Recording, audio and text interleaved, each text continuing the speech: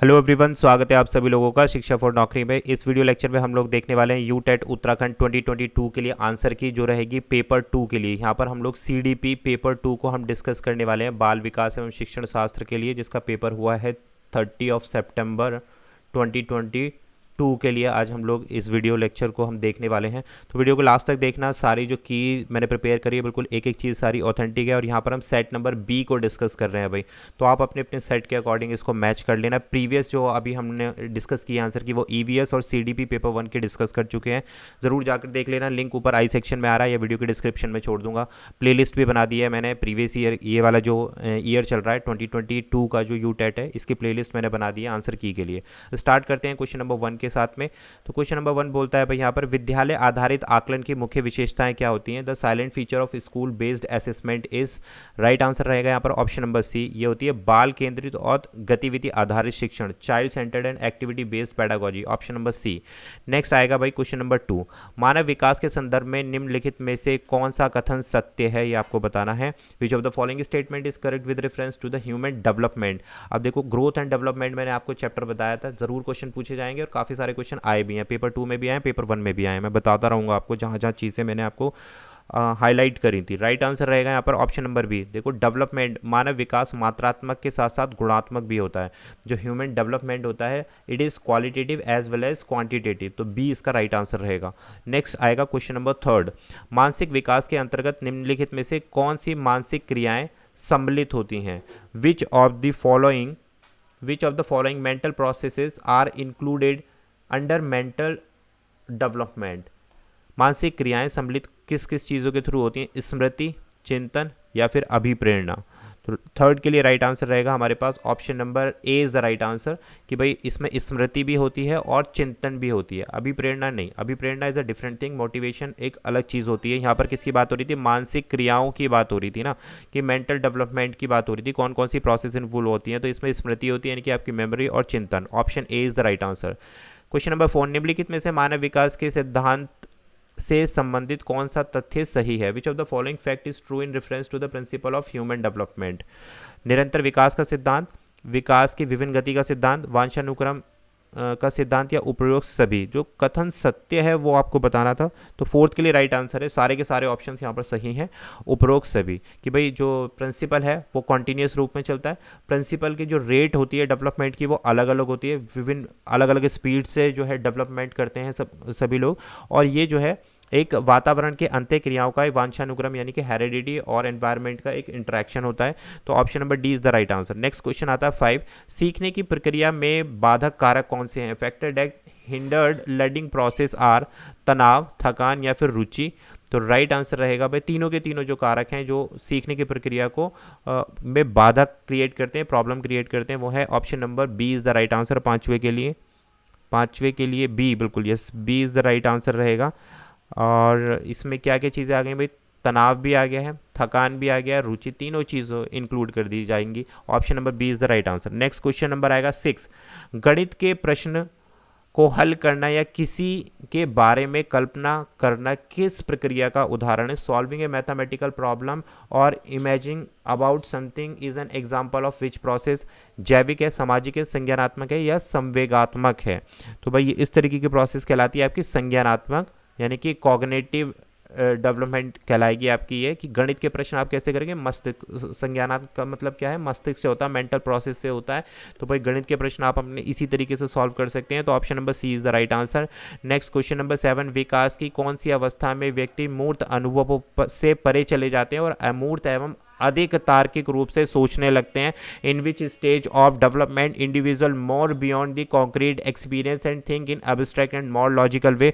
तो 7th के लिए आपके पास राइट आंसर रहेगा ऑप्शन नंबर डी। इस प्रकार की अवस्था को बोलते हैं भाई, ये पियाजे की अवस्था के बारे में पूछा गया है। पियाजे की जो 4th स्टेजेस है ये वो है फॉर्मल ऑपरेशनल स्टेज, इसको हम बोलते हैं, तो D is the right answer. Question number आएगा हमारे पास 8, बच्चों के शिक्षण में पियाजे के सिद्धांत से संबंधित कौन से विचार प्रयुक्त किए गए हैं। Which of the following idea in पियाजे theory can be applied in teaching students. तो तो देखो राइट आंसर है क्वेश्चन नंबर 8 के लिए ऑप्शन नंबर ए क्या बोलते हैं भाई, ऑप्शन 1 और 2 बिल्कुल सही है कि भाई सृजनवादी उपागम का प्रयोग किया जाता है जो पियाजे की थ्योरी बोलती है, और बच्चे के ज्ञान तथा चिंतन के स्तर को ध्यान में रखा जाता है, बिल्कुल सही है। सतत आकलन का प्रयोग, यहाँ पर असेसमेंट की बात पियाजे ने नहीं करी है। बच्चों के शिक्षण में पियाजे के सिद्धांत से संबंधित कौन से विचार प्रयुक्त किए गए, इन्होंने असेसमेंट के बारे में कोई बात नहीं करी। कक्ष की व्यवस्था यानी कि turn classroom into A setting of exploration and discovery, तो भाई इन्होंने इसके बारे में भी बात नहीं करी है। यहाँ पर पूछा जा रहा था कि पियाजे के सिद्धांत से कौन चीज़ें संबंधित है, तो पियाजे ने कंस्ट्रक्टिव अप्रोच के बारे में कहा है और consider child knowledge level of thinking, तो option number 1 and 2 is the right answer, यानी कि ए ऑप्शन सही होगा। नेक्स्ट क्वेश्चन नंबर 9, यदि कोई विद्यार्थी पढ़ने की इच्छा नहीं रखता है तो उससे किसी अच्छे परिणाम की आशा नहीं रख सकते हैं, यह कथन सीखने के किस सिद्धांत को दर्शाता है? ऑप्शन नंबर ए प्रभाव का नियम, नवीनता का नियम, तत्परता का नियम या अभ्यास का नियम। तो राइट आंसर रहेगा क्वेश्चन नंबर 9 के लिए ऑप्शन नंबर सी इसका राइट आंसर रहेगा, law of readiness. Option number C इसका आंसर रहेगा, यदि कोई विद्यार्थी पढ़ने की इच्छा नहीं रखता है तो उससे किसी अच्छे परिणाम की अगर हम आशा नहीं रख सकते हैं तो इसे हम बोला जाता है। देखो थ्रॉन्गडाइन के नियम से पूछा गया है यहाँ पर कि बच्चा तैयार ही नहीं है, रेडी ही नहीं है किसी भी चीज़ के लिए, तो इसको हम बोल रहे हैं option number C. Next question number आएगा हमारे पास 10, if student suddenly gets a solution of a problem while trying to solve that problem then this type of learning is called. किसी समस्या का समाधान करते समय यदि वह विद्यार्थी अचानक से उसी समस्या का हल ढूंढ लेता है तो इस प्रकार के अधिगम को हम क्या बोलते हैं भाई? क्वेश्चन नंबर 10 के लिए राइट आंसर रहेगा ऑप्शन नंबर सी, इस प्रकार के अधिगम को हम बोलते हैं लर्निंग बाय इंसाइट। सडनली जब आपको कोई चीज़ आ जाती है तो उसको बोलते हैं अंतर्दृष्टि द्वारा सीखना, ऑप्शन सी। यदि कक्षा में कोई विद्यार्थी विभिन्न उत्तरों की तुलना करता है और यह निर्णय लेता है कि कौन सा उत्तर सर्वश्रेष्ठ है तो ये किस प्रकार का चिंतन है? तो देखो ये क्वेश्चन मैंने आपको कराया था, ये क्वेश्चन मैंने आपको मॉक टेस्ट में कराया था, चेक कर सकते हो जाके। सृजनवादी चिंतन, नवाचारी चिंतन, समालोचात्मक या फिर कल्पनाशीलता, तो इसको बोलते हैं critical thinking. Option number C समालोचात्मक चिंतन इसको बोला जाता है। क्वेश्चन नंबर 11 के लिए C is the right answer. Next question number 12, if a student can make good tunes of songs and he also interact with other students with the help and a very good social circle then he is good at which intellectual skills. तो देखो ये है Howard Gardner की multiple theory intelligence जो दी गई, बहुबुद्धि का जो सिद्धांत हॉवर्ड गार्डनर ने दिया था, उसमें से पूछा जा रहा है कि अगर कोई भी व्यक्ति क्या कर रहा है भाई, सॉन्ग बनाने में यानी कि धुन बनाने में धुन अच्छी बना लेता है और उसके साथ साथ वह दूसरे विद्यार्थियों के साथ भी अच्छी अंतः क्रिया कर लेता है, तो ये किस प्रकार के उसकी स्किल्स है, किस प्रकार का बौद्धिक कौशल है ये? तो राइट आंसर है 12 के लिए ऑप्शन नंबर बी, ये म्यूजिकल इंटरपर्सनल, यानी कि संगीत में इस फील्ड में तो है वो, इसके साथ साथ क्या है इंटरपर्सनल मतलब दूसरों के साथ जो समायोजन कर लेते हैं उनको इंटरपर्सनल बोला जाता है। तो option number B is the right answer. Next question number 13, which of the following statement is correct about intelligence test? निम्नलिखित में से कौन सा कथन बुद्धि परीक्षणों के संदर्भ में बिल्कुल सही है? तो राइट आंसर मैं बता दूंगा आपको, option number C, we can use intelligence test in any age of group. वे बुद्धि परीक्षण का प्रयोग हम किसी आयु वर्ग के लिए भी कर सकते हैं, क्योंकि हमने फॉर्मूला पढ़ा है जैसे IQ is equal to mental age upon chronological age into 100। तो भाई यहाँ पर IQ टेस्ट निकाल के हमें पता चल जाएगा, इंटेलिजेंस टेस्ट जो है उसका हो जाएगा कि बुद्धि परीक्षण का प्रयोग हम किसी भी आयु वर्ग के लिए कर सकते हैं, ठीक है। और ऊपर के जो स्टेटमेंट्स दिए गए, बुद्धि परीक्षण केवल शाब्दिक होते हैं ऐसा नहीं है, अशाब्दिक बुद्धि परीक्षण से बहुत से कथन होते हैं। नॉन वर्बल इंटेलिजेंस टेस्ट है मैनी स्टेटमेंट, भाई इसको सही है वो भी, लेकिन हमें बात करनी है केवल किस पे? इंटेलिजेंट टेस्ट पे बात करनी है। बुद्धि परीक्षण का प्रयोग हम उस आयु वर्ग पर ही करते हैं जिसके लिए वह बना है, ऐसा नहीं है भाई। बुद्धि परीक्षण जो है सिंपली अगर मैं डिफाइन करूं तो देखो यहाँ पर हम IQ टेस्ट लगा सकते हैं कि बुद्धि परीक्षण करने के लिए कि भाई किसी की आयु के बारे में, कि हमने उसकी आयु डाली, मेंटल एज डाली और क्रोनोलॉजिकल एज डाली और हमारे पास IQ निकल के आ गया। अब देखो बुद्धि परीक्षण का प्रयोग हम उसी आयु वर्ग पर ही कर सकते हैं जिसके लिए वह बना है। तो देखो ये क्वेश्चन ऑप्शन भी थोड़ा सा क्लोज है ऑप्शन नंबर सी के, ठीक है, लेकिन राइट आंसर क्या है यहाँ पर? ऑप्शन नंबर सी के साथ आप जाइएगा। नेक्स्ट क्वेश्चन नंबर आ गया 14, शिक्षा की प्रक्रिया में कौन सा उपागम अधिगमकर्ता को केंद्र में रखता है, न कि शिक्षक को? कौन सी ऐसी अप्रोच है जो लर्नर सेंटर्ड है एजुकेशन प्रोसेस में? तो राइट आंसर रहेगा ऑप्शन नंबर डी। इसमें शिक्षार्थी केंद्रित उपागम आता है, लर्नर सेंटर्ड अप्रोच, प्लस हो जाएगा यहाँ पर सृजनवादी उपागम, क्योंकि कंस्ट्रक्टिविटीज अप्रोच जो है वो भी किसके लिए की जाती है भाई, वो भी अधिगम कर्ता को केंद्र में रखकर ही की जाती है। तो दोनों अप्रोच यहाँ पर सही हो जाएंगे। शिक्षक केंद्रित उपागम यहाँ पर गलत है, तो इसलिए हमने ऑप्शन नंबर ए और बी चूज़ किया। कुछ लोगों ने यहाँ पर डायरेक्ट ऑप्शन ए को पिक किया होगा। भाई जल्दीबाजी में अगर आप आंसर करोगे तो ऑप्शन ए ही करके आ जाओगे, क्योंकि यहाँ आप ध्यान ही नहीं दोगे। आप देखोगे यहाँ पर टीचर सेंटर्ड अप्रोच है, यहाँ लर्नर सेंटर्ड है, और किसकी बात की जा रही है भाई, अधिगमकर्ता को केंद्र में रखना, यानी कि शिक्षार्थी केंद्रित उपागम प्लस सृजनवादी उपागम।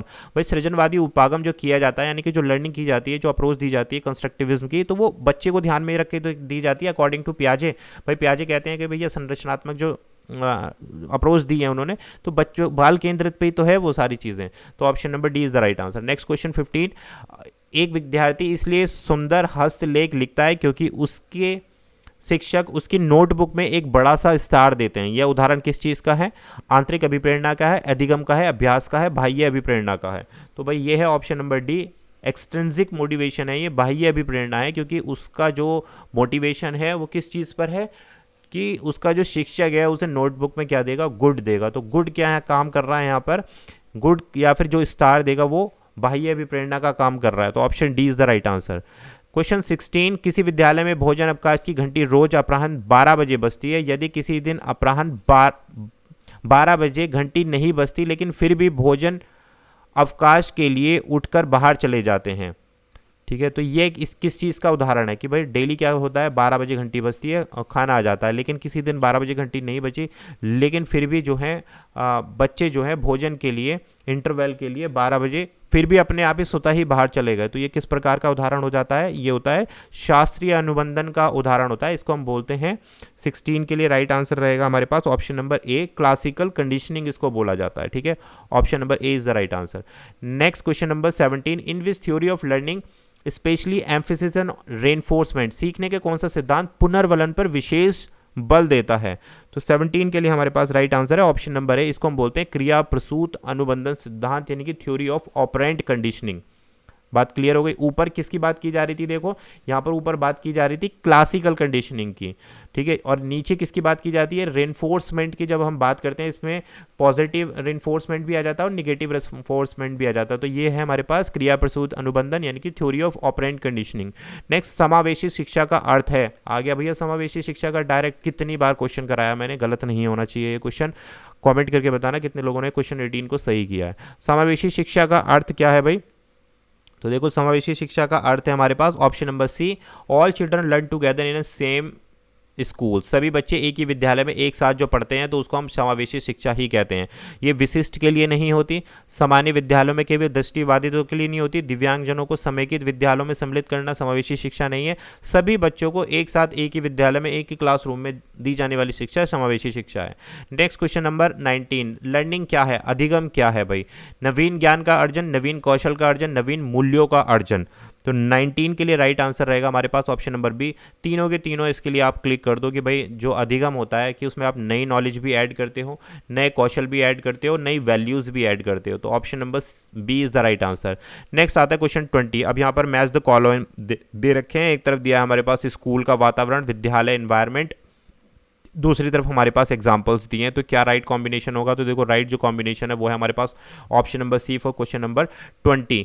अब देखो क्या क्या बोला गया है यहाँ पर, जो शारीरिक है वो किसके साथ में मैच होगा, यहाँ पर जो शारीरिक है वो हमारा जो किसके साथ मेरा फर्स्ट मैच होगा हमारा सेकंड के साथ में, यानी कि जो मनोवैज्ञानिक है वो प्यार एवं देखभाल, और जो थर्ड है वो सेकंड के साथ जाएगा, यानी कि सामाजिक जो है वो सोच दोस्तों के साथ खेलना, सांस्कृतिक यानी कि रीति रिवाज के साथ परंपरा, और शारीरिक जो आ गया है वो आ गया हमारे पास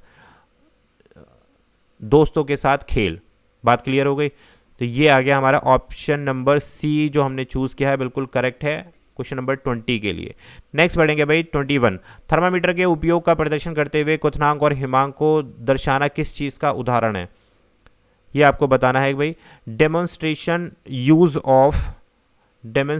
of use of thermometer showing boiling point and freezing point is an example of, option number D ये है एक्टिविटी बेस्ड, ठीक है, गतिविधि आधारित पाठ्य चर्चा का, एक्टिविटी बेस्ड कैरिकुलम, क्योंकि जो डिमॉन्स्ट्रेशन हम कर रहे हैं यानी कि साइंस लेबोरेटरी में हम जा रहे हैं, बॉइलिंग पॉइंट दिखा रहे हैं, फ्रीजिंग पॉइंट दिखा रहे हैं, तो आप क्या कर रहे हैं, एक क्रियात्मक कर रहे हो, ठीक है, सिंप्लीफाइड नहीं है यहाँ पर, सप्लीमेंट्री नहीं है, ऑल्टरनेटिव नहीं है, तो option number D is the right answer.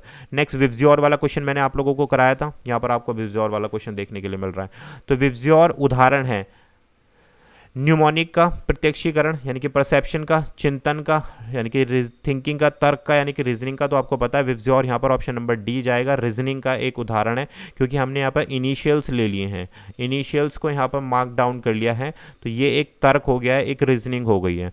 बात क्लियर होगी। तो 22 का राइट आंसर है ऑप्शन नंबर डी। काफ़ी लोग यहाँ पर ए भी करके आ सकते हैं, बट ए सही नहीं है, इसका answer option number D correct है। नेक्स्ट क्वेश्चन नंबर 23, विद्यालय में पाठ्य सामग्री क्रियाकलापों को बेहतर तरीके से नियोजित एवं आयोजित करने के लिए निम्नलिखित में से कौन से बिंदु पर विचार किया जाना जरूरी है। ठीक है, कौन सी को करिकुलर एक्टिविटीज़ जो स्कूल्स में कराई जाती हैं वो बेटर प्लान की जाती हैं। तो ऑप्शंस देखते हैं क्वेश्चन नंबर 23 के लिए। राइट आंसर रहेगा हमारे पास ऑप्शन नंबर बी, गतिविधियों की योजना बच्चे के शारीरिक, संज्ञानात्मक एवं भावात्मक विकास को ध्यान में रखते हुए बनानी चाहिए। यहाँ पर बोला जा रहा है देखो कि जो भी एक्टिविटीज़ आप प्लान कर रहे हो स्कूल में, जो भी आपको एक्टिविटी देनी है बच्चे की, तो वो किन किन पॉइंट्स पर बेस्ड होनी चाहिए कि बच्चा उसमें फिजिकली एक्टिव रह सके, मेंटली यानी कि कॉग्निटिव और अफेक्टिव भावात्मक रूप से भी, साथ में संज्ञानात्मक रूप से भी और साथ में शारीरिक रूप से भी एक्टिव हो। ऐसी एक्टिविटी आपको स्कूल में करानी है बच्चे को। नेक्स्ट क्वेश्चन 24, यहाँ भी मैच द फॉलोइंग आ गए और ये देखो समावेशी शिक्षा का सीधा इन्होंने मैच द फॉलोइंग कर दिया। अब देखते हैं कितने लोग सही करके आए हैं इस क्वेश्चन को। तो देखो चलित बाधित दिव्यांग था, मैंने चीख के आपको कई बार लोकोमोटर डिसेबिलिटी बताई थी भाई क्या होती है। अब लोकोमोटर डिसेबिलिटी क्या है, लर्निंग डिसेबिलिटी क्या है और लो विजन डिसेबिलिटी क्या है। तो देखो लो विजन डिसेबिलिटी के लिए आपको कैसी बुक्स का इस्तेमाल करना है, लार्ज प्रिंटेड बुक्स का इस्तेमाल करना है। तो थर्ड का ऑप्शन तो हो जाएगा भाई यहाँ पर सी। अब जब थर्ड का ऑप्शन सी हो गया तो यहाँ आप देख सकते हो ये लिखा ऑप्शन नंबर 1 में ही लिखा है थर्ड का ऑप्शन सी, तो यहाँ मार्क कर सकते हो आप सीधा सीधा बिना कोई ऑप्शन भी देके कि 24 के लिए आंसर हो जाएगा हमारे पास ए। बिल्कुल ए ही सही है इसका। चलन बाधित दिव्यांगता, locomotor disability, no need of curricular adaptation की कोई आवश्यकता नहीं होती है। ठीक है, सीखने संबंधित दिव्यांगता, देखो यहाँ पर क्या किया जाए, शिक्षण रणनीति एवं निर्देशात्मक विधि में अनुकूलन। कहने का मतलब है कि यहाँ पर हमें अडॉप्शन करना पड़ेगा, अपनी जो शिक्षण रणनीतियाँ उनको बदलना पड़ेगा जो लर्निंग डिसेबल्ड वाली चाइल्ड है उनके लिए। ऊपर क्या बोला गया है, लोकोमोटर डिसेबिलिटी। देखो लोकोमोटर डिसेबिलिटी में किसी भी पाठ्यक्रम में अडेप्शन लाने की ज़रूरत नहीं है। क्यों? क्योंकि लोकोमोटर डिसेबिलिटी में बच्चे का मेंटल जो डेवलपमेंट है वो पूरा होता है, लेकिन प्रॉब्लम कहाँ होती है कि बच्चा चल फिर नहीं पाता है। तो यहाँ पर वो व्हील चेयर का इस्तेमाल कर सकता है लेकिन मेंटली वो बिल्कुल फिट है, तो इसलिए हमें कैरिकुलम में कोई भी अडॉप्शन करने की ज़रूरत नहीं है इस चीज़ के लिए। तो इसलिए option number A is the right answer. Next question आएगा 25, निम्नलिखित में से कौन सा प्रश्न सर्वश्रेष्ठ है जिससे हम बच्चों की समझ की योग्यता का आकलन कर सकते हैं। देखो ऐसा ही क्वेश्चन पेपर नंबर 1 में भी आया है, सीडीबी पेपर 1 में भी आया भाई, सेम क्वेश्चन है पेपर 2 में भी, बस एक ऑप्शन चेंज कर दिया और वही आंसर है, ऑप्शन नंबर सी इसका आंसर है।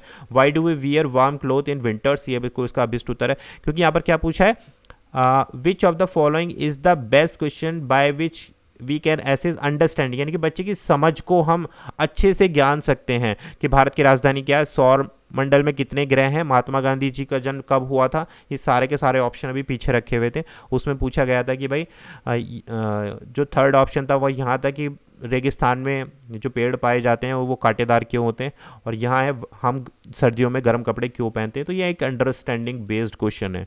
नेक्स्ट क्वेश्चन नंबर आएगा 26, निम्नलिखित में से कौन सा विकल्प सुमेलित नहीं है, जो करेक्टली मैच नहीं है वो आपको बताना था। क्वेश्चन नंबर 26 के लिए राइट आंसर रहेगा हमारे पास ऑप्शन नंबर डी। क्या बोलते हैं, सूक्ष्म गत्यात्मक कौशल को बढ़ावा देने वाली गतिविधि क्या है, बागवानी और पकड़ना और भागना। नहीं जी, ऐसा नहीं है। देखो मैंने आपको बताया था जितने भी फाइन मोटर स्किल्स होती हैं वो छोटे छोटे काम जैसे हम करते हैं, जैसे लिखना, राइटिंग करना, ठीक है, हैंड और आई कोऑर्डिनेशन जो होता है, तो ये सारी चीज़ें किस में आती हैं, फाइन मोटर स्किल्स में आती हैं। ये जो गार्डनिंग करना और ये सारी जो रनिंग करना ये ग्रॉस मोटर स्किल्स में आ जाती हैं। ठीक है, तो देखो ऊपर दिया activity developing emotions and aesthetic, कि अगर किसी भी बच्चे के सौंदर्य का बोध कराने वाली गतिविधि देनी है तो उसको सृजनात्मक नाटक दो, नृत्य दो, बिल्कुल सही है। Activity for developing personal and social skill, अगर आप हमें सामाजिक कौशल का विकास करना है तो आप सामूहिक खेल, गायन में प्रतिभागिता, तो ये सारी चीज़ कराओ आप। और activity for stimulating gross motor skill, देखो चलना फिरना, कसरत करना, तो ये सब क्या है भाई, ये आपकी जो है ग्रॉस मोटर स्किल्स के अंतर्गत आ जाता है। क्लियर हो गई बात। तो जो सही नहीं है वो है फाइन मोटर स्किल्स को इन्होंने बागवानी, भागना, इस चीज़ को बोला है नहीं, ये ऑप्शंस गलत हैं। नेक्स्ट क्वेश्चन नंबर आएगा 27। एरिक एरिक्सन का एक क्वेश्चन दिया है, इस चीज़ पर हमने बात नहीं करी थी, एरिक एरिक्सन को हम मिस कर गए थे। एरिक एरिक्सन के अनुसार 6 से 11 वर्ष की आयु के बच्चों का विकास किस अवस्था में होता है। तो इन्होंने जो स्टेजेस दी हैं, पूरा एक इनका चार्ट है जिसके बेसिस पर आप इसको पहचान सकते हो। तो राइट आंसर है क्वेश्चन नंबर 27 के लिए ऑप्शन नंबर बी, परिश्रम बनाम हीनता, यानी कि इंडस्ट्री वर्सेस इंफीरियरिटी। तो option number B is the right answer. Next question number 28, सृजनात्मक चिंतन की किस अवस्था में हम यह निर्णय लेते हैं कि अंतर्दृष्टि मूल्यवान है और अनुसरण करने योग्य है। अंतर्दृष्टि यानी कि जो इनसाइट, वैल्यूएबल एंड वर्थ, ये क्वेश्चन मैंने पूछा था, लेकिन यहाँ पर इन्होंने उस क्वेश्चन की भी डिटेल पूछ ली है। तो राइट आंसर है यहाँ पर ऑप्शन नंबर बी। 28 के लिए जो करेक्ट आंसर रहेगा बी रहेगा, क्योंकि अंतर्दृष्टि जो इनसाइट है, इनसाइट को ही हम क्या बोलते हैं, एल्यूमिनेशन बोलते हैं, उद्दीपन बोलते हैं, एल्यूमिनेशन बोलते हैं। तो यहाँ पर बी इसका right answer. Question number 29, Rorschach ink blot परीक्षण क्या है, ये आपको बताना है। इंक ब्लॉट टेस्ट के किस चीज़ पर बेस्ड होता है। तो ये राइट आंसर है, जो इंक बॉस टेस्ट जो है, इंक ब्लॉट टेस्ट जो है वो पर्सनालिटी टेस्ट और इंटेलिजेंस दोनों चीज़ों को ही टेस्ट करने के लिए यूज़ किया जाता है। अब भाई यहाँ पर दोनों ही ऑप्शन दे दिए गए हैं, देखो तो ये थोड़ा लिटिल बिट कंफ्यूजिंग हो गया है। अगर आपने ए मार्क किया तो भी आपका सही होना चाहिए, बी मार्क किया, दोनों ही आपके सही आंसर हैं। ए और बी बिल्कुल करेक्ट है, आप चेक भी कर सकते हो। जो इंक बॉक्स टेस्ट है वो पर्सनैलिटी प्लस इंटेलिजेंस टेस्ट दोनों के लिए ही किया जाता है। तो ए और बी यहाँ पर दोनों मार्क कर लो आप। नेक्स्ट क्वेश्चन नंबर 3, कक्ष में स्वस्थ वातावरण के सृजन हेतु शिक्षक को ये कौशल एवं गुण विकसित करने चाहिए। संवेदनशीलता एवं देखभाल, विश्वसनीयता, स्वयं व अन्य के प्रति सकारात्मक दृष्टिकोण। तो ऑप्शन नंबर ए, तीनों के तीनों भाई स्टेटमेंट बिल्कुल सही हैं। क्वेश्चन नंबर 3 के लिए, सॉरी क्वेश्चन नंबर 30 की हम बात करें तो तीनों के तीनों स्टेटमेंट बिल्कुल करेक्ट हैं यहाँ पर।